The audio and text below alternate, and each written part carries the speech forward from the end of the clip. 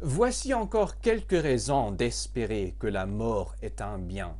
Il faut qu'elle soit de deux choses l'une, ou l'anéantissement absolu et la destruction de toute conscience, ou, comme on le dit, un simple changement, le passage de l'âme d'un lieu dans un autre.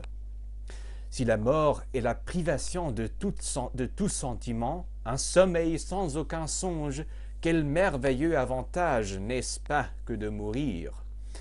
Car que quelqu'un choisisse une nuit ainsi passée dans un sommeil profond que n'aurait troublé aucun songe, et qu'il compare cette nuit avec toutes les nuits et avec tous les jours qui ont rempli le cours entier de sa vie, qu'il réfléchisse et qu'il dise en conscience combien dans sa vie il a eu de jours et de nuits plus heureuses et plus douces que celle-là.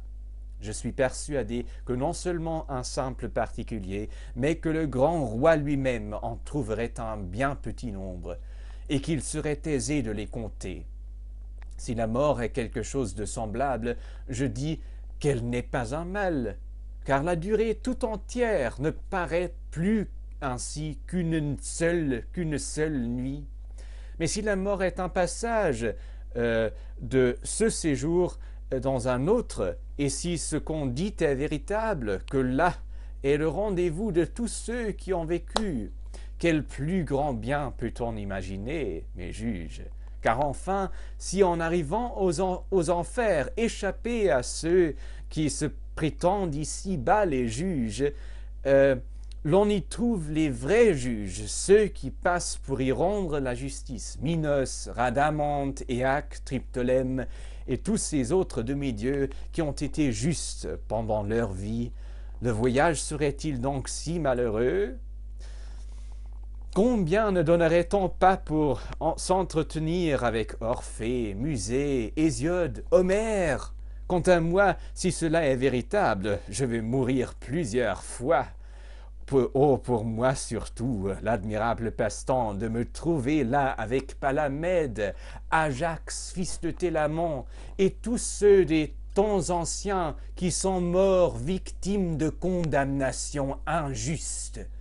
Quel agrément de comparer mes aventures avec les leurs. Mais mon plus grand plaisir serait d'employer ma vie là comme ici à interroger et à examiner tous ces personnages pour distinguer ceux qui sont véritablement sages et ceux qui croient l'être et ne le sont point. Oh, à quel prix ne voudrait-on pas, mes juges, examiner un peu celui qui mena contre Troie une si nombreuse armée, ou Ulysse, ou Sisyphe, et tant d'autres, hommes et femmes, avec lesquels ce serait une félicité inexprimable de converser et de vivre, en les observant et les examinant.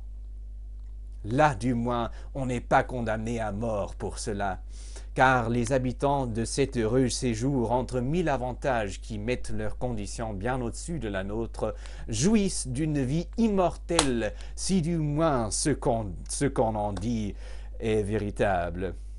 C'est pourquoi, mes juges, soyez pleins d'espérance dans la mort, et ne pensez qu'à cette vérité, qu'il n'y a aucun mal pour l'homme de bien, ni pendant sa vie, ni après sa mort, et que les dieux ne l'abandonnent jamais, car ce qui m'arrive n'est point l'effet du hasard, et il est clair pour moi que mourir dès à présent et être délivré des soucis de la vie était ce qui me convenait le mieux.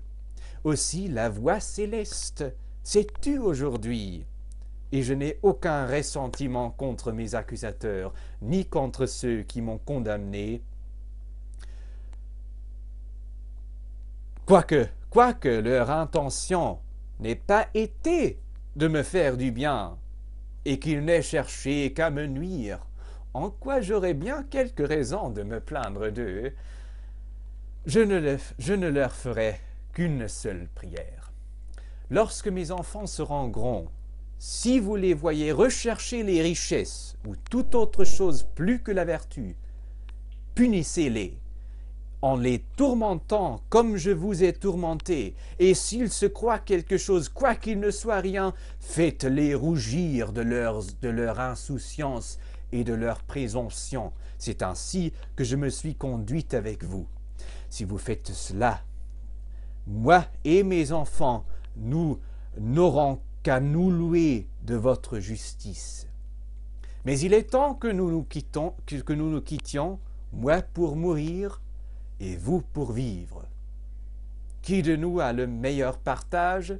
Personne ne le sait, excepté Dieu.